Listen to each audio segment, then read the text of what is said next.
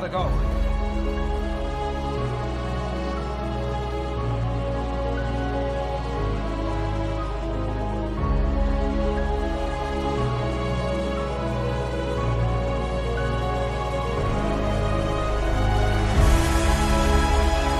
I'll get my car. I brought mine. Yours.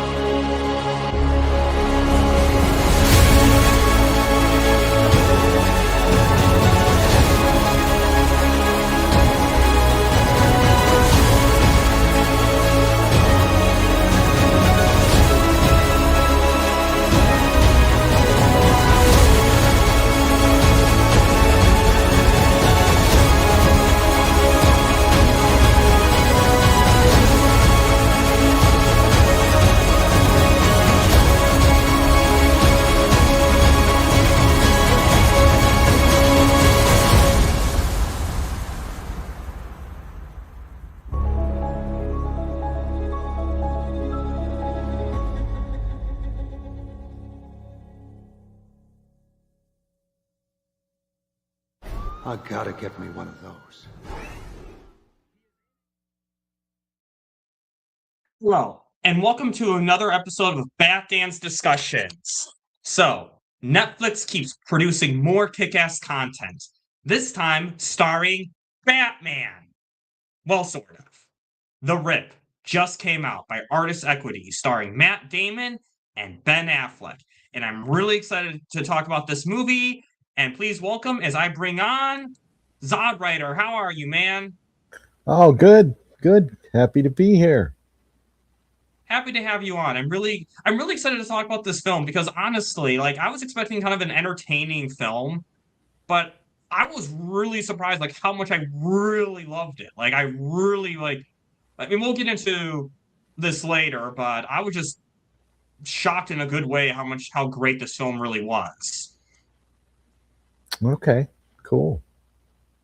But yeah, so anyways, The Rip, spoiler free for now. So we're gonna have some discussions before we get into the plot and the spoilers of the movie. So for now, if you haven't seen the movie, you're good. And just another heads up, I know a lot of stuff has happened with Warner Brothers and DC. I know with the Warner Brothers acquisition and DC, Zack Snyder, I think he even made a post today.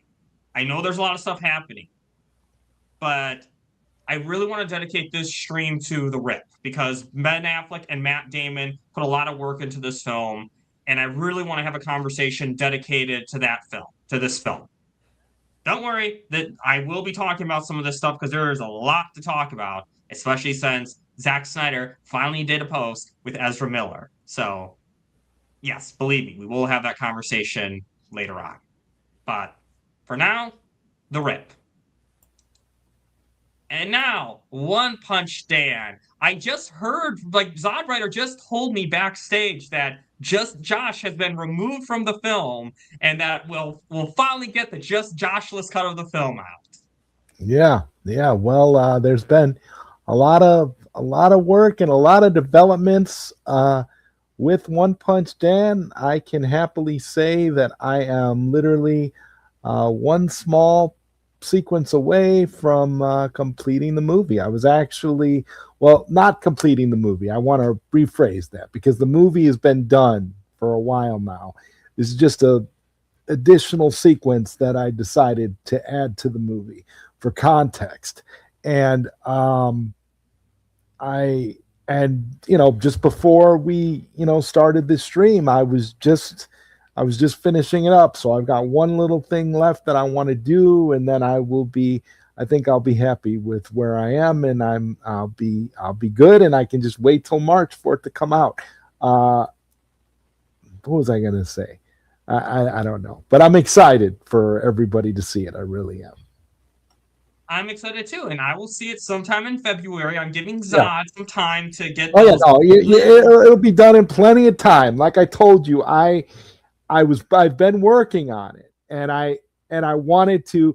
I thought I was going to need some additional credits to finish up some of the stuff that I'm doing now, but it turns out that it doesn't look like I'm going to need any additional credits because I'm doing my editing and doing my wizardry, and it looks like all my stuff is coming out the way I need to. So I'm very pleased. I don't think I'm going to need to do anything else once this last sequence is done. And so yeah, I'm really happy. I'm really hyped up now. I think I'm more happy than I've ever been with regards to One Punch Man, because I feel like I'm finally at a point where I can really move forward, because I'm already planning ahead for what's next. So yeah, and hopefully One Punch Man kicks that loser just Josh's ass. well, you'll see. You've got a movie coming up next month, so you'll see what's happening. I cannot wait. March 14th, guy, get some pie and watch One Punch Man. Yes. And now, speaking of passion projects, I want to talk about the streaming numbers for The Rip. So let me just share this real quick. So this is the article. Better than Stranger Things? Sorry, I jump scare really easily sometimes. Yeah, so we'll get into that. So The Rip leads film with best opening since Happy Gilmore 2. Well, I don't know. I don't think Stranger Things technically counts as a film, even though that finale really should be a film, technically. But I think it's still being classified as a TV episode, even if it was really long. So, but speaking of films, Matt Damon and Ben Affleck's The Rip scored Netflix's second biggest feature opening since Happy Gilmore 2 with 41.6 million views. The People We Meet on Vacation grew to 23.3. And yeah, so let me make sure there's nothing else. But yeah, The Rip seems to be doing pretty well streaming wise, though. I guess. What up, Mama Bear? Hello, Mama Bear. But what's your thought on these streaming numbers? That's pretty good. That's impressive, and I think that it just goes to show how much interest there is anytime Netflix puts out another movie with Batman in it. You know, I think it's very telling. Yeah, 100%, 100%. I mean, because again, it came out at a good time of the year. It came out in January on a Friday, so people aren't I mean, if you've seen the weather, people are not going out right now. I mean, we're both in the Chicago area. People are not leaving their homes if they don't have to. Yeah. Mm-hmm. So this is prime time. And, well, I have to be honest, though, Zod. I felt a little envious right now seeing them in Miami. I'm like, oh, look, you guys are so lucky right now. All these, I mean, not so much the situation they're in the movie. I want to make that clear. But just the fact they're in Miami and not in cold Chicago. But still, though. And another thing I like, though, about this is, hold on, let me stop the share real quick, is the artist equity deal for the crew. So a lot of times with movies, with projects is, oh my God, go away. Not stupid pop-up came up. Anyways, a lot of times with deals for the crew, for movies, a lot of times the crew is they kind of get the short end of the stick. They don't really, they mostly get, well, you're in Canada now, so it's probably even colder for you than it is for us. But anyways, the crew doesn't, a lot of times, they don't really get a big, like, they don't really care if the movie's good or not. I mean, in terms of compensation, they get their pay and that's it. But one thing I like about is, here we go, is Ben Affleck and Matt Damon push Netflix to offer performance-based bonuses to the RIP crew.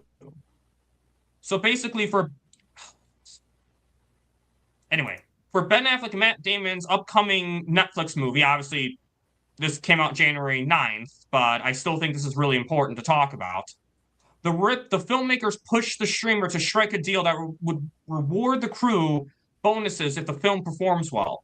This agreement was made through Matt Damon, Affleck and Damon's production company, Artist Equity, and is a departure to how Netflix structures compensation. Unlike traditional studios, which combine upfront salaries with back-end participation to some players if a film succeeds or not, Netflix typically pays cast and crew upfront fee determined in advance. And they say we wanted to institute fairness and address some of the real issues that are present and urgent for our business. Affleck told the New York Times, the deal is fundamental philosophy to the ideas we had starting the company. So I guess, Zod, what's your thoughts seeing this? I mean, I think that they just want to make sure everybody gets their fair share, and I think that that's great. I think, I wish more people, more producers in Hollywood were like that. It's nice to see. It is, and it's because like Ben Affleck and Matt Damon are pretty big actors. They're really big stars, and for actors of their caliber to be thinking about the little guy, I think is really great, and it is really nice to see. And it's because people forget. Without the crew, this film would not happen. We always think about the stars a lot. I'm not going to lie and say that when I watch a movie, the first thing I think about is the crew. I'm not going to lie. I think about the stars of the movie and the directors. But with this, but still, it's nice that the crew wasn't forgotten about, and it's nice that Matt Damon and Ben Affleck were thinking about them. So seeing that the film did perform well, I'm really excited that the crew will be getting their bonuses. What up, DC Talk? Me too. Ugh. Why, Mama Bear? Why? No. No.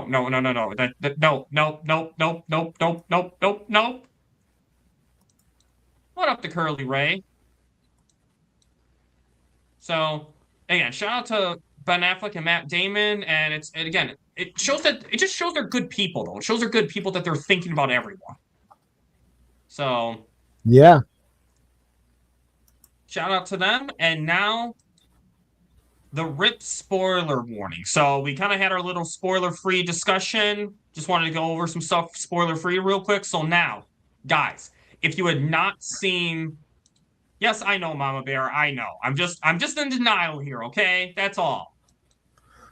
I don't like home. I'm in a terrible spot. And then again, I'm also a Packers fan in the Chicago area, which also is not good right now. But anyways, spoiler warning, guys. If you have not seen the movie, get out now unless you don't care about spoilers, because this is your chance to vamoose if you do not want the film spoiled for you. So, spoiler warning in 5, 4, 3, 2, 1. Mike Rowe is the bad guy of the film, and so is the DEA agent of the film. They are the bad guys. Matt Damon's character, despite what the film leads you to believe, he is not a bad guy. He is just working undercover to find the real rat, to find the real corrupt cop. Okay? You've been spoiled, so let's move on now. The story. Zod, what's your thoughts on the story in this movie? To be honest with you, I thought the story was rather basic and formulaic in terms of like cop type dramas, these types of movies. There are a dime a dozen, but there were some standout things about the movie, standout performances, but as far as like the actual plot of the movie and the actual story itself, I didn't really think there was much to it. I thought it was fairly thin and fairly straightforward, very easy to follow. Yeah, and to me, honestly, that's okay sometimes. Like, not every film needs to be like some Oscar-winning performance. It is. Oh yeah, It no, is absolutely. I agree completely. It's just one of those things, you know. It doesn't really, you know, it does what it has to do to stand out in its own way, which I appreciate. But as far as like the actual story itself goes, you know, it kind of at times, I'm going to be completely honest and transparent here. At times, it to me it felt like a made for TV movie, okay? At times. Okay? And then it had moments felt where it felt a little bit different. But you know, that's just my opinion. I know there's different views on that. So, yeah. Yeah, and that's totally okay. I mean, I don't want guests on my show to agree all the time. That's not a discussion. That's a joke. I mean, I'm not saying guests can't ever agree, but yeah, I mean, and I understand what you're saying because I'm not going to lie. Like I said, it's not some groundbreaking masterpiece, but I do like some of the themes of this movie. I do like there are some great themes about cop corruption and what people would do with the money. Because let's be honest, you have $20 million. I know a lot of us would. I mean, that's a lot of money. That's a lot of money, and it's illicit money. It's not. I mean, you could literally take 10% of that. You could take 1% of that. That'd be a lot of money, and who's going to come after you? Criminals have no recourse, and I think that's a great. I know they don't say this quote in the movie, but that's like from Better Call Saul. That's something they said in Better Call Saul. Is criminals have no recourse, and I think that really applies in this movie. And that applies to a lot what's going on with this movie. Is that you have criminals trying to rip off other criminals or other people who they perceive are criminals because let's be honest, I mean, who are you going to go to? I mean, are you going to go to the cops? You can't go to the cops if illegal money was stolen from you. So I really like that aspect. And another aspect that I like, I mean, I don't know if this quite fits with the story itself, but there's not really a perfect section for this, is the cartel. The cartel's not in it much. Like, the cartel is a plot device for the money. They're not really in it a lot, but just a little bit. But one thing I liked about it, though, is I like that the cartel knows their limits in this movie. Because one thing that drives me insane when I watch these movies or TV shows is that you have members of the cartel who just do whatever they want in public. And I'm like, no, they would get in trouble for doing that, for blatantly doing that in public. Let's just, like, the reason why cartels are able to get away with it as long as they are is they know when to not overstep their bounds. They know to stay in their lane, don't push it too much, and that's how they get away with it. And I like that it's kind of addressed here, is that, hey, a dead cop was killed over this money, a police captain. We don't want more dead cops because a dead cop is going to be investigated a lot more. So we're not going to want to. So this $20 million, you know what? Forget it. We don't need these police at our doorstep. We don't need the FBI on our doorstep. So I really like themes like that. But other than that, you're right. It is a basic, easy to follow story. But to me, I think what really helps this movie is the setting/tone of the movie. Because one thing Zod I did not predict, I did not think this movie was going to take place over the course of one night. I thought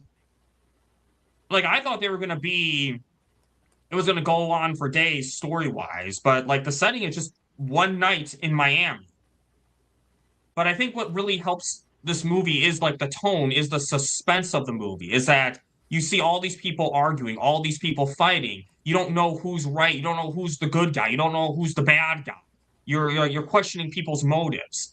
And I think that tone of uncertainty, I think that's what really, for me, that's what really carries this movie for me. That's what really, that's one of the real standouts of this movie to me. I guess, what's your opinion on that, Zod?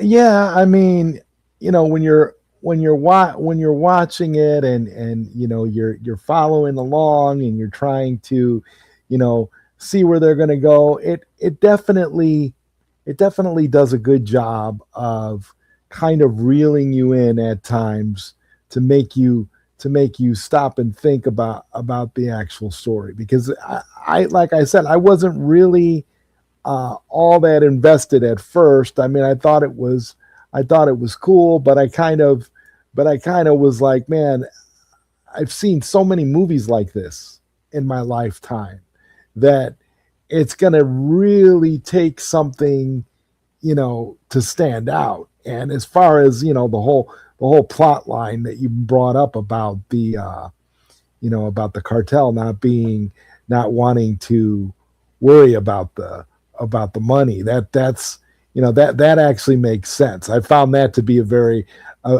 compelling plot point. The idea that they're willing to just let it go, kind of take it as almost like a tax write-off. Yes, exactly.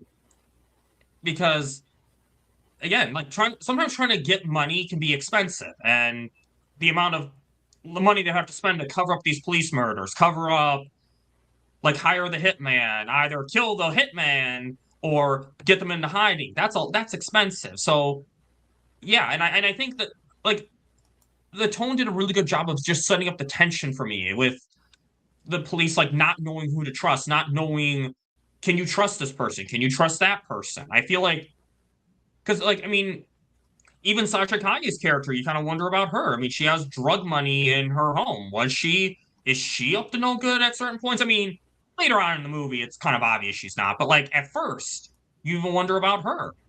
So I feel like they really did a good job setting up the tension. I mean, like another thing that I think was a big standout to me though, Matt Damon and Ben Affleck's chemistry. I mean, these two are best friends in real life. They have been friends. Like, how long have they been friends for, Zod? Like their whole careers, I think. Because what was that one movie where Matt Damon plays a genius and Robin Williams is his therapist? Isn't that Good Will Hunting? Okay, yeah, I thought it was Good Will Hunting. Yes, and like you see, Ben Affleck and Matt Damon are friends in that movie too, and they're so young. They look so young in that movie, and the fact that they made that movie so long ago, and now to this day they're still doing movies together. And it's why I really want Matt Damon to be Two-Face in the Snyderverse, because I think he'd be perfect with Ben Affleck's Batman. But what up, Jeffrey?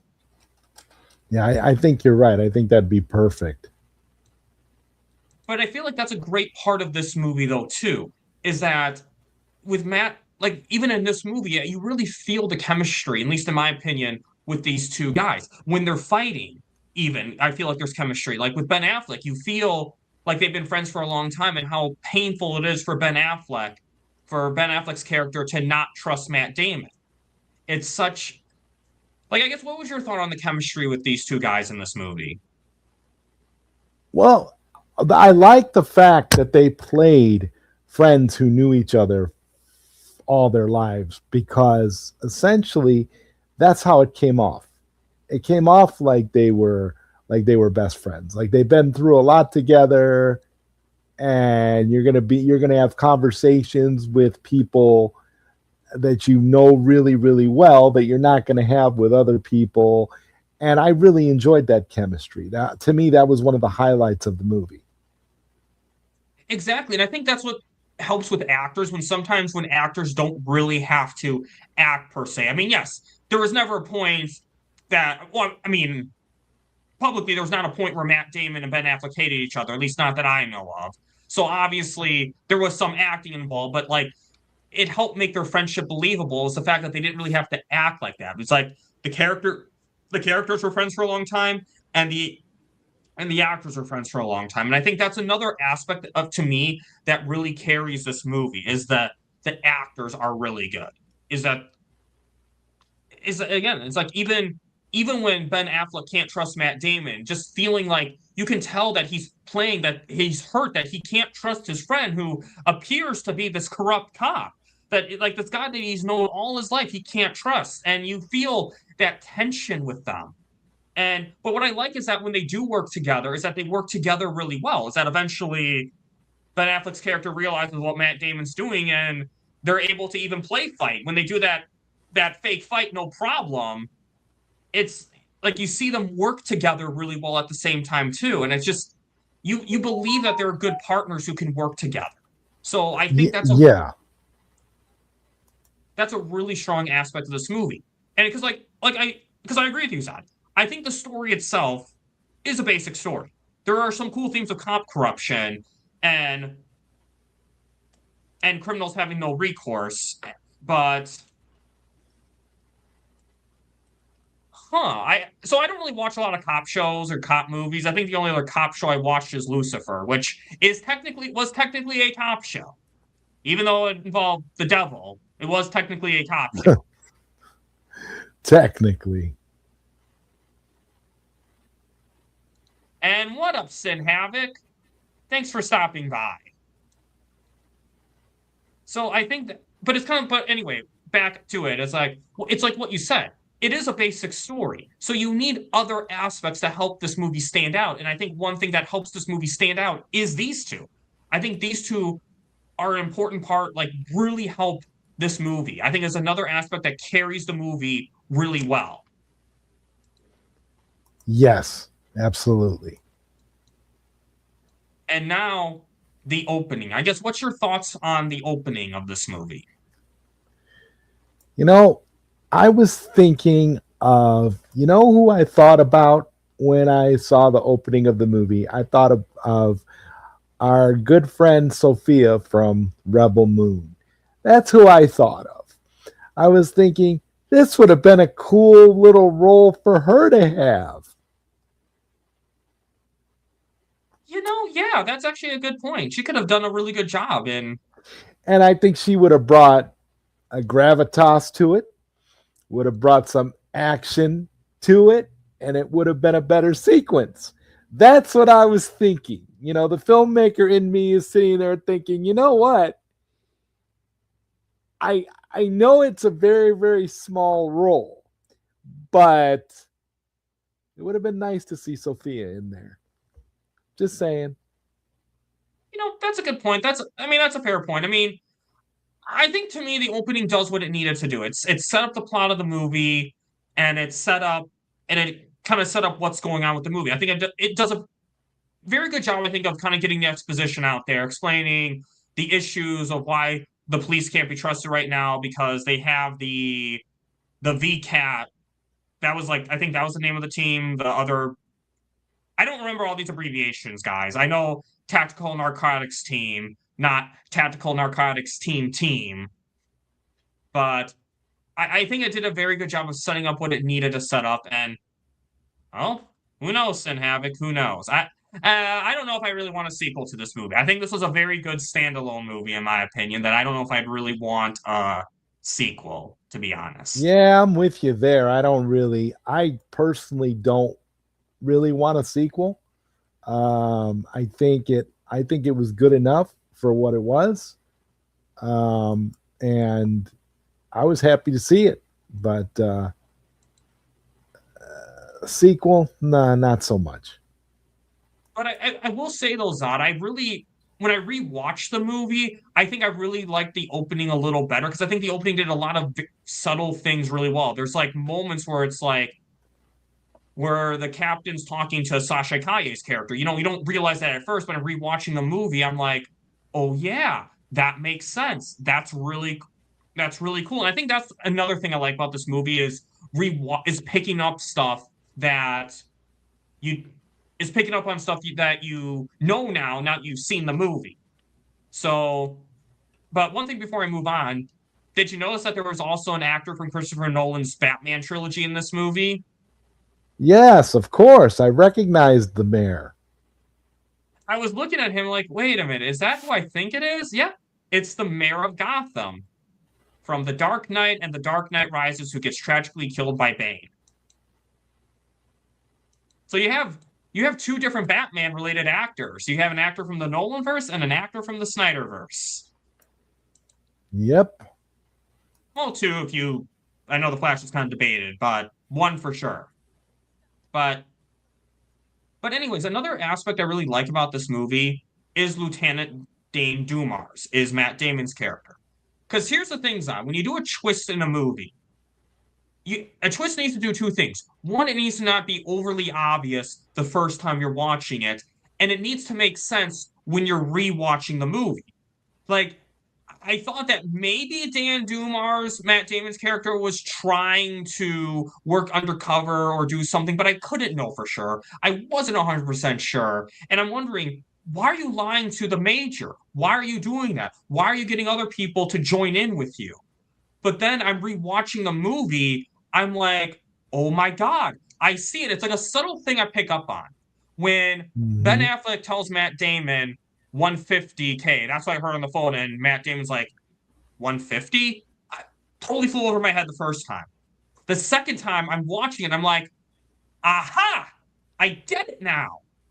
So that's what I liked about his character, is that his plan made sense. Like you don't know if you can trust him in this movie, but when you're rewatching the movie, everything he is doing makes perfect sense. I understand what he is doing from beginning to end.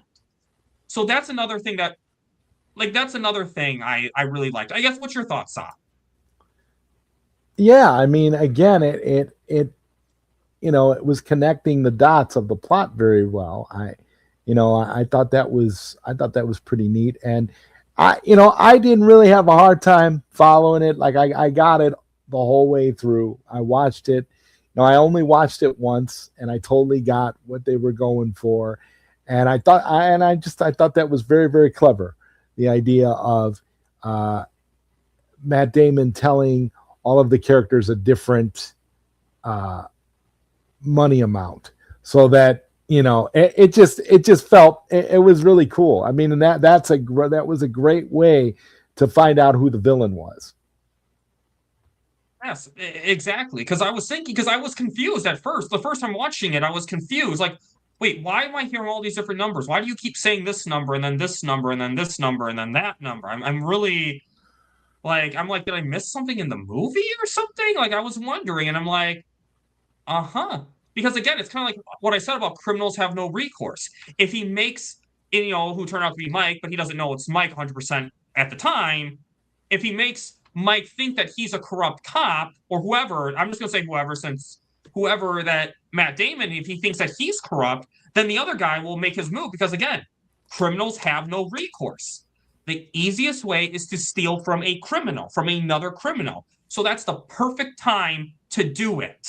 So that's the perfect way to draw him out. So that's, and it's what he said to Ben Affleck. It's like, hey, look, I'm sorry that I had to make you think that I was a bad guy, but I needed your reaction to be genuine, because if you were in on it, the reaction might have not been as genuine. So it's little things like that that I really like. Like, you see, like, I believe why this guy is a leader.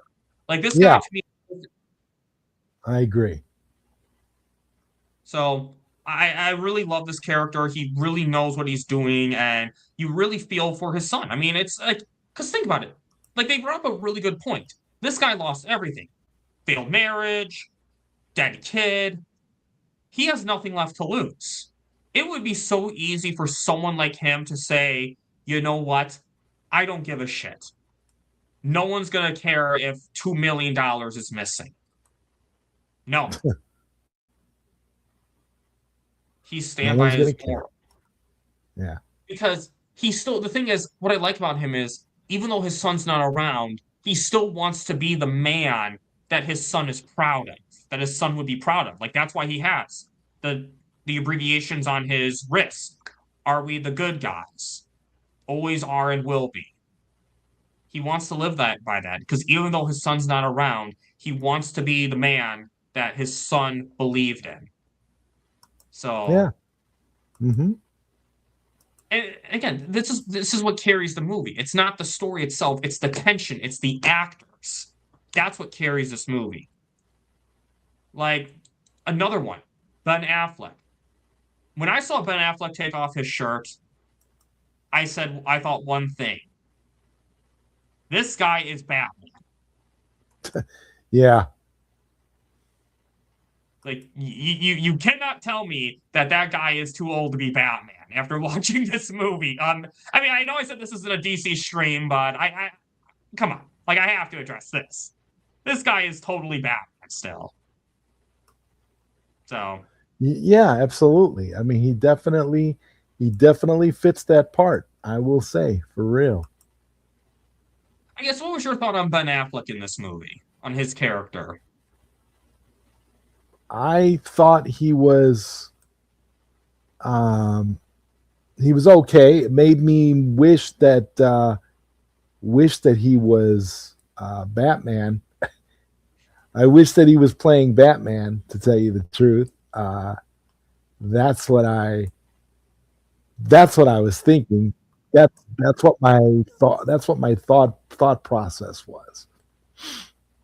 Yeah, that's fair. That's fair. I mean, I do think in time we will get that, but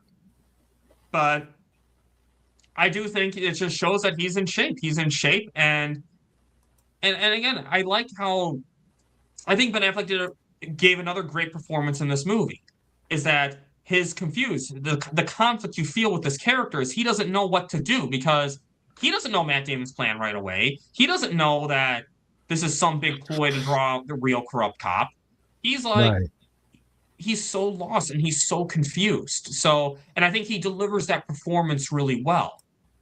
And just little things like when you see like the Morse code scene when he's seeing the lights blink on and off, and I love when he's like PI. He doesn't even need to hear the rest of it to know what it's gonna say. It's like once he hits that G, he's like, I know it's gonna be. I know it's gonna be an S. Like the way he gives that facial expression, I really like in this movie, and like just another stellar performance to me, and I like how he takes charge sometimes. I like that the way he kind of takes charge at certain points when he doesn't know what Matt Damon's doing. Like when he sees the house signaling them, he's like, okay, I'm gonna go in there. And the way he just walks with that gun, like, yep, I'm going by myself. It's just so badass. Yeah, definitely. And yeah, and just another great performance, and love this guy too. Love him as an actor, and we really hope to see him back as Batman soon. But now, Steven Yeun, Mike Rowe, what's your thoughts on this character?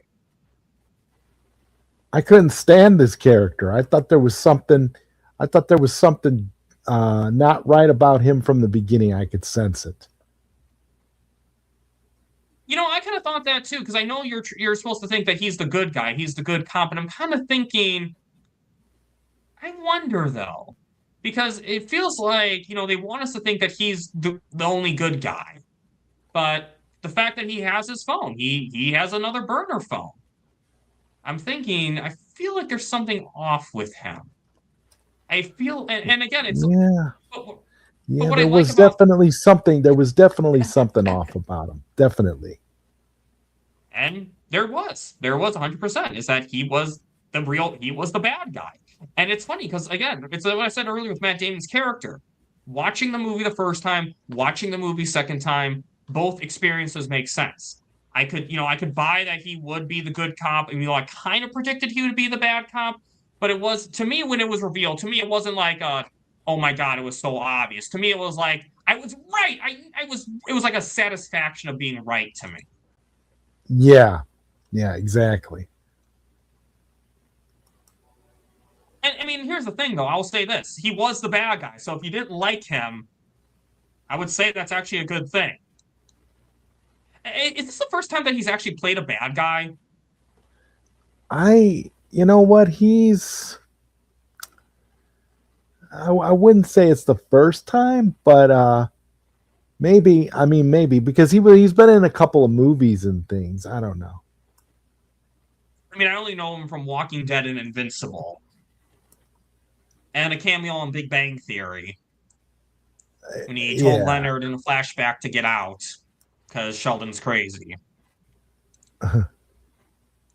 But I know I still thought the actor gave a great performance though, and then just again watching him, like I'm like, okay, he's trying to alert the mage or whomever that Matt Damon's lying. But then the second time I'm watching, like, I see it. He thinks Matt Damon's corrupt, so he's trying to make his move, steal the money from criminals. So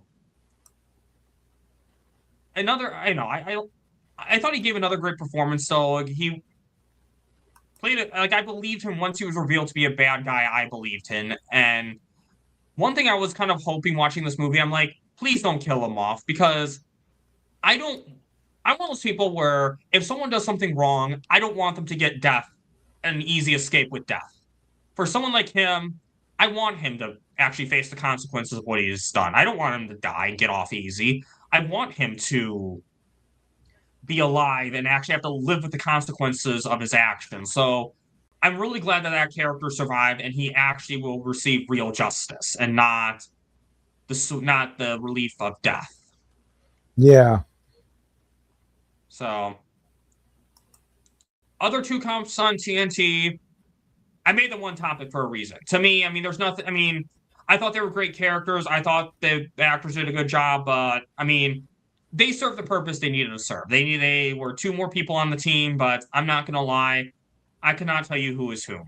I would still, if you told me which name, I still get the two mixed up. So that's why I made them one topic. I guess your thoughts, Zod? Yeah, I mean, there wasn't really all that much going on with them. They weren't very remarkable, to tell you the truth. Yeah. I mean, again, when you have so many characters, there's only so many characters you can really prop up. But yeah, exactly. Yes. But I mean, 100%. But I feel like they serve the purpose that they needed to serve, in my opinion. And I do like that, there are certain moments where you think they're corrupt when they're giving the whole, why shouldn't I steal this money? I mean, I work hard. Why? I mean, it turns out that they were in on it too at a certain point, but well, yeah, I mean, trying to confuse you. I mean, that's what it was, because you thought that they were going to join MattDamon in stealing the money when the flashback revealed like that. So, but one minor criticism I do have about this movie is DEA agent is Maddie's character. Now, granted, I thought the actor did a good job, and I didn't necessarily have a problem with the character per se. I just don't know how MattDamon's character how they knew he was the bad guy exactly. That's the one thing I'm kind of trying to figure out, having seen this movie twice. Like they knew he was the bad guy. I'm like, but how did you know that he was the bad guy? Exactly. Exactly. Like with Mike's character, it was obvious. Like they showed exactly why. I mean, maybe he was working a lead on him for a while now, but I will give the movie credit for one thing. After rewatching it, there's a bit of subtle foreshadowing. When MattDamon's looking out the window, there's two close-ups. One with the DEA agent and one with Mike Rowe. Those are the two close-ups when he's looking out the window. So there was a little bit of foreshadowing. So I do give the movie credit for that. But I mean, to me, I felt like he was in it because they wanted another bad guy. That's just kind of my opinion, is that they just needed another bad guy. I kind of felt like they could have just, I don't know, they could have consolidated some of these characters. I feel like, though, the reason why they needed him is they wanted MattDamon to go after someone and they wanted Ben Affleck to go after someone. Yeah. Mm-hmm. So that's what I think happened with this character. And wait, really? Huh? Wait, hold on a second. Let me look. Oh, you're right. You're right. See, I didn't even recognize it because of the beard. Huh. Well, maybe he wants to be in a successful movie because he knows that series ain't going anywhere. So, but someone who I thought really did give a great performance is Sasha Kaye. Because I always felt bad with her in The Flash because she did such a great performance and it was overshadowed by all this negativity around the movie. But I thought she did a phenomenal job. Well, I might be in the minority here, but I think Sasha Kaye was horribly underutilized. I felt like she should have had a more action-oriented role. I kind of felt like she's too good of an action actress to put her in that, stereotypical damsel in distress type role that they put her in. I kind of was irritated by that, to be honest, throughout the entire movie. Sasha Kaye, the way that they used her kind of made me like, it kind of took points away from the movie for me, because I felt like when you have an actress of her caliber coming off of something like Supergirl, where she's a total badass, she can totally carry herself, she's totally capable, you put her in a role where she's a complete, just innocent, just like nobody type character, and you give her this role where she's sitting on the couch and she's worried about the dogs, and she's just, to me, it just felt like it was a waste of her talent. I appreciated the fact that Sasha Kaye was in the movie, but I didn't like her character, and I didn't like the way that they utilized her. I felt like she would have been better as like one of the cops. I mean, they were giving out all these cop roles and all these agent roles. You mean to tell me they couldn't have found a badassery way to make Sasha Kaye's character a cop or an agent or somebody deep in it, and make her more integral to the plot, instead of just having her be like, oh yeah, I'm renting this house and they tell me that if I just do my part, and I don't say anything, they'll leave me alone, whatever. I don't know. I never go up into the closet. I mean, her dialogue was so cringe to me. I was dying. I was like, what are you doing? This is Sasha Kaye. This is Supergirl. We've got Ben Affleck's Batman, and we got Sasha Kaye, one of the best aspects of the Flash movie. Okay, one of the few genuine things that I truly appreciated. Her acting is great. She's a beautiful actress. Why are we doing this?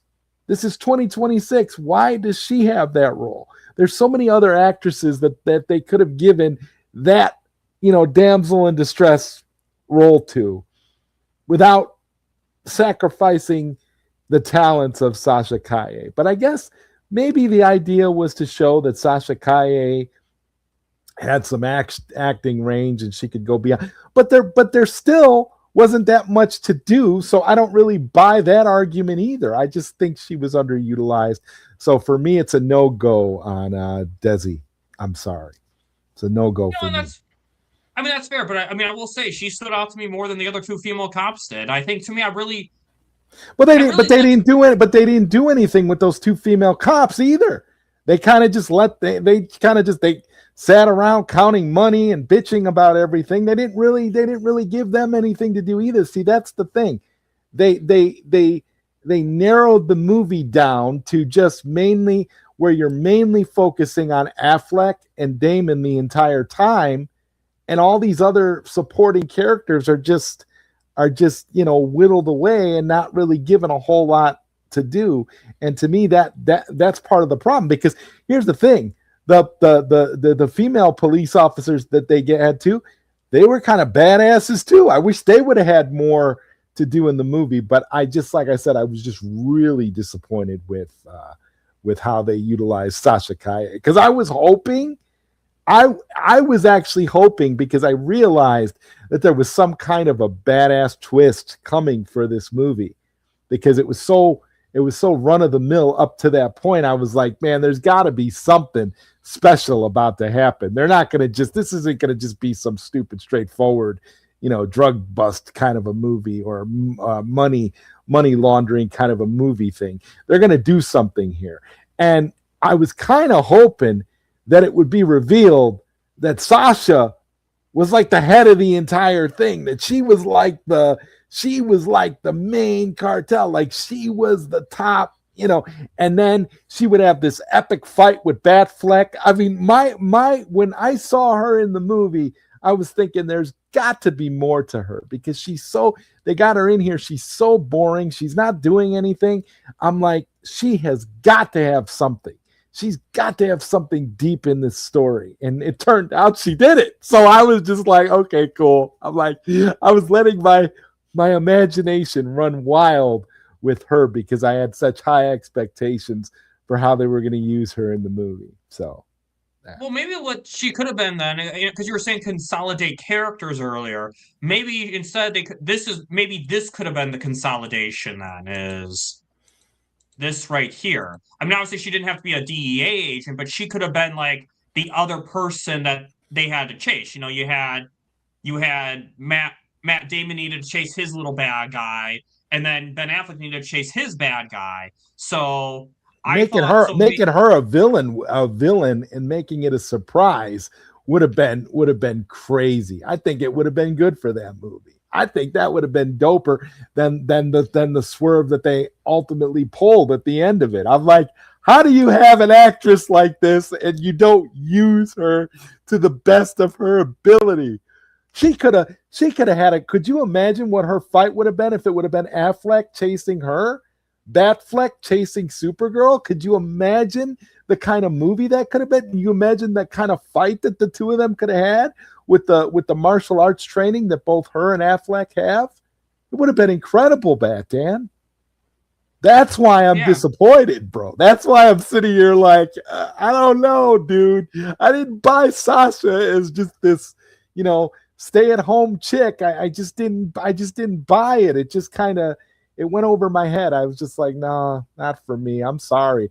I want to see Sasha as a badass again. I sure hope that Zack Snyder brings her back for the future Snyderverse movies, because she definitely has the chops to pull it off. And that's a fair point, and that's not something I thought of. Like, I mean, to me, when I watched this movie, I thought Sasha Kaye gave a phenomenal performance. Like, not looking at the writing, not looking at anything, like looking at just her performance, I thought she gave a phenomenal performance, and I like that her character was willing to do the right thing. And like, I mean, obviously, Mike Rowe was the bad guy, but she didn't know that, and out of principle did the right thing. So I did like that. But I mean, I'm not gonna lie, Zod, when I watched the movie, I had no problem with her character. But when you brought that up to me, I was kind of thinking, oh, that actually it's like one of those things, like, because I didn't really think of that before, I'm like, I liked her character. She did a great job, great acting role for her. But when you brought that up to me, I'm like, no, that actually would have been a lot better. And now it's harder because it does say, I guess it is like based on a true story or inspired by real events. But let's be honest here. Technically speaking, only 30 seconds needs to be true to have that kind of claim. So I don't know if it was like an accuracy thing they were trying to pull with that, maybe. But I don't know. I don't think the FBI agent. I don't know if I would go with the FBI agent, because I think Sasha Kaye is a lot younger than Ben Affleck. So I don't know if I'd go that far. Well, she could have been like a new FBI agent. She could have been a young, new, fresh FBI agent that would have been easily corrupted because she needed the money. They could have even tied that story into it, that she needed the money. She was renting her grandmother's house. I mean, I was totally deconstructing the plot when I realized that Sasha Kaye was not going to get anything else to do in the movie. I just was, so it kind of, yeah. Like DC Talk is saying here, I'm wondering who's going to be in the cast for Zach's LAPD movie. You know, that's what I'm talking about. Like, if you're going to imagine Sophia and Sasha together as a team.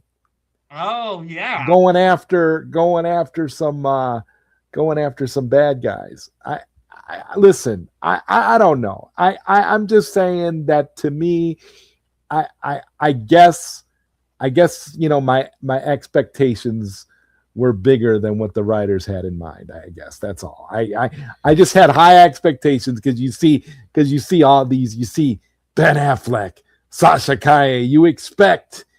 There's just some things that should automatically get into your head when you have Batman and Supergirl together in the same film. I'm sorry. It's just, I I mean, and that's a fair point, Zod. That's a fair point. Again, it's something I didn't think of before, but now that you mention it, I can agree with you. I can agree with you on that. I mean, like I said, I think Sasha Kaye herself did a great job. I mean, put it like this.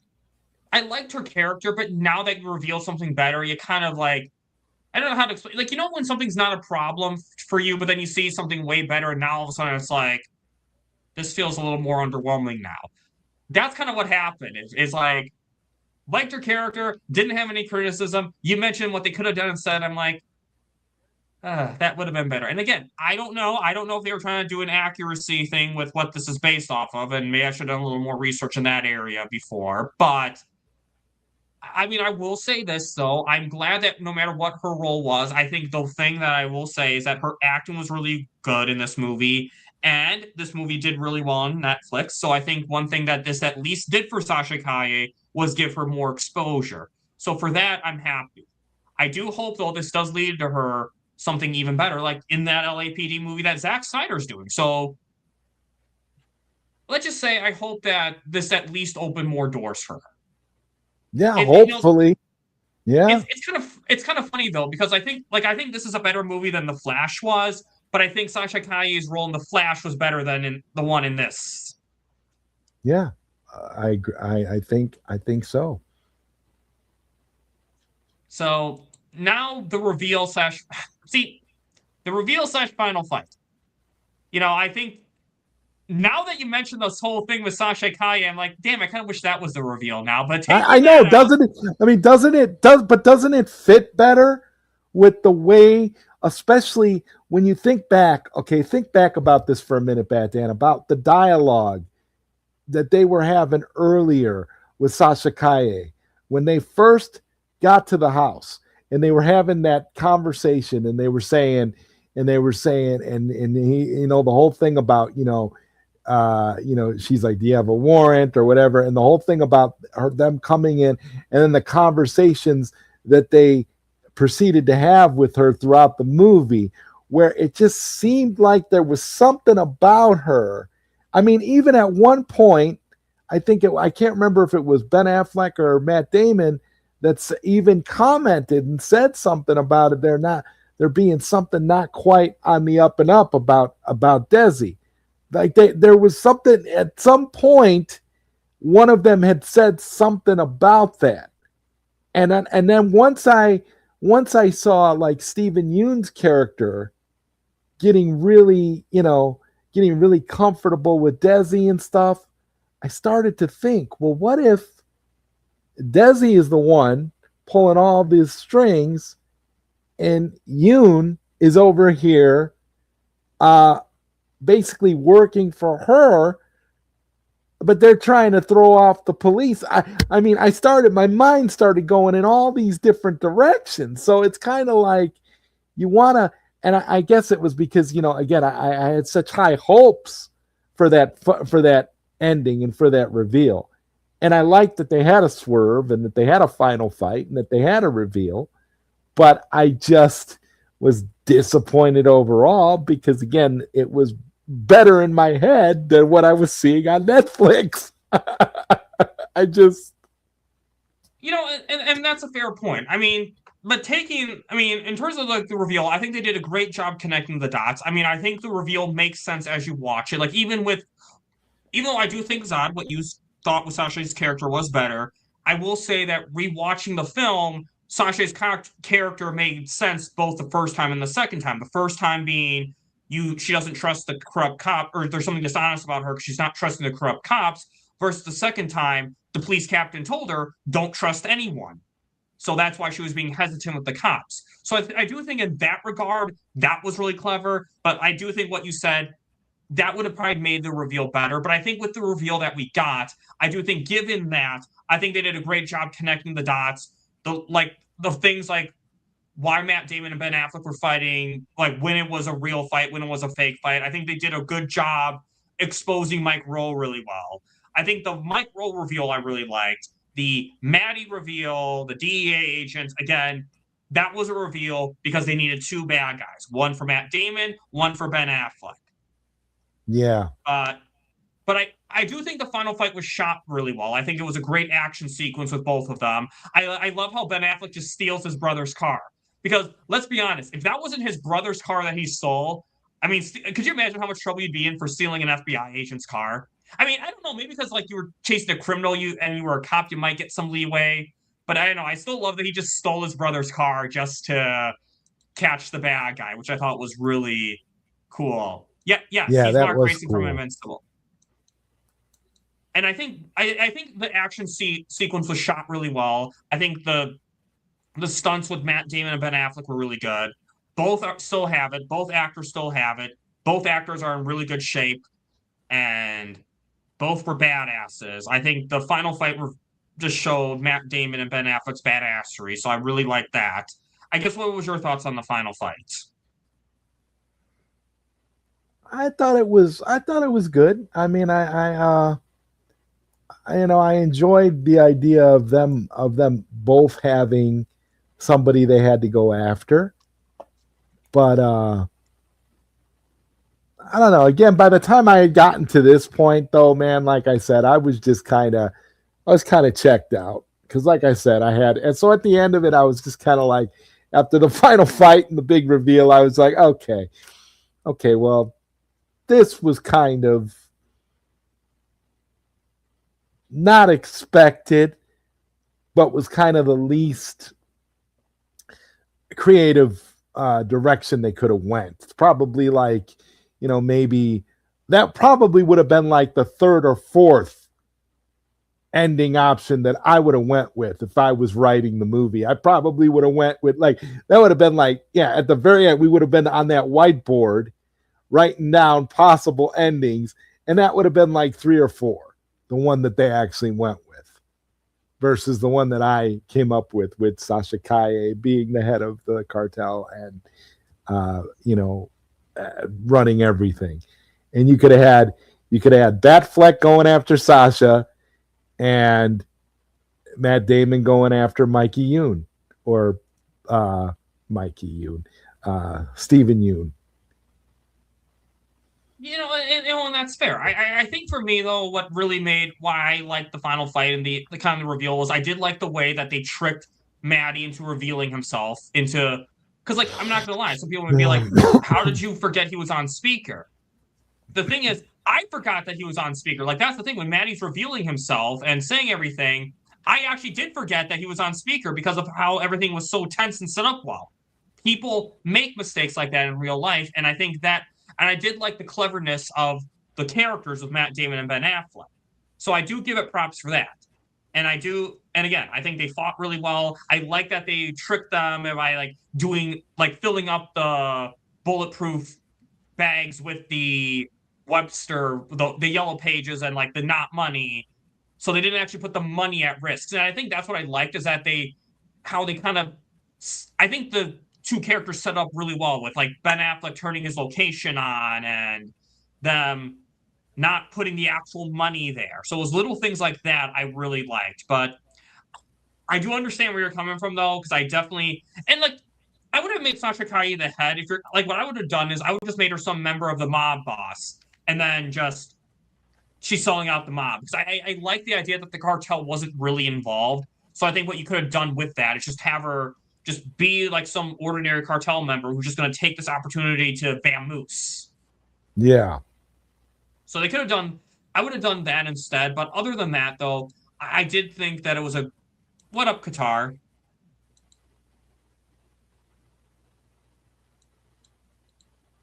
I mean, again, they could have done a lot of different things. I mean, and again, some of the stuff, I don't know, again, if what they were trying to do for how much of accuracy they were going for. But still, I did like the way that it was shot and the way the action sequence itself was really good. Because look, the first time I watched it, I was like, aha, in a good way with some of what they were doing and setting how they got the bad guys to expose themselves. So I do have to give the movie credit for that.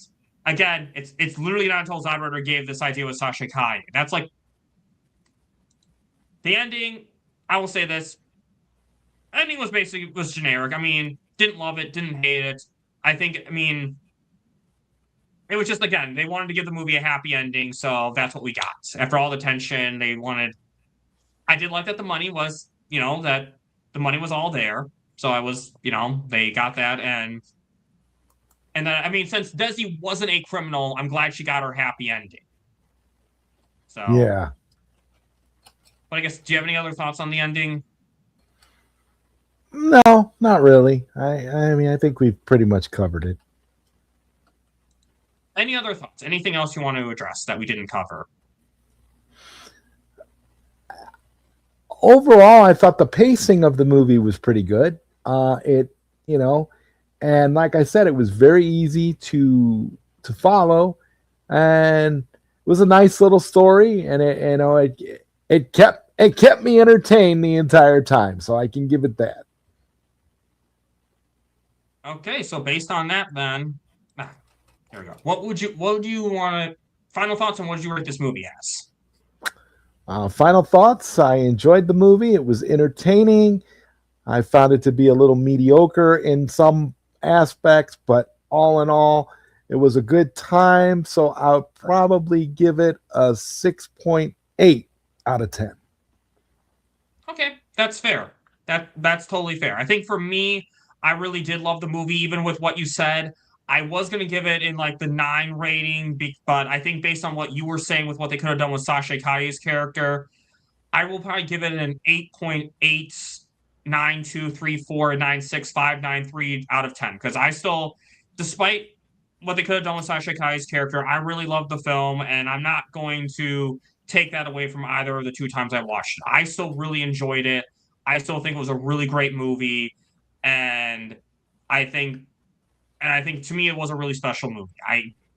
So I love the film, but I totally see where you're coming from. So overall, though, I still had a great time discussing this movie with you. It was a great time, and honestly, I like that we had some different opinions at certain points, because I think that's what we need more often, YouTubers. We need people to not always agree on everything, for it to not be an echo chamber. So I really had a great time though with you, Zod. Thank you for coming on and discussing this movie. And what do you have coming up on your channel?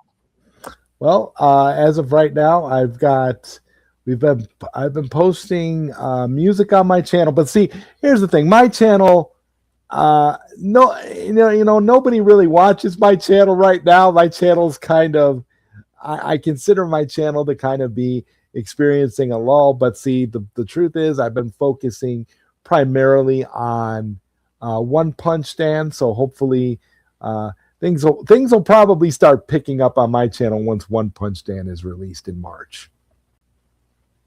Oh, absolutely. And I cannot wait. Coming up on my channel is, yes, like I said earlier, the Zack Snyder's post that we've been seeing is definitely going to come up. I'm going to talk about the fact that Ezra was finally posted. So that's coming up. I think there's a lot of exciting stuff coming up. So we'll be talking about that. So be on the lookout. And guys, if you like this video, please like, share, subscribe. Hit the notification bell for more unique takes, interesting thoughts, and great discussions such as this. And on that note, any final words, Zod? Pow pow. Have a fantastic day.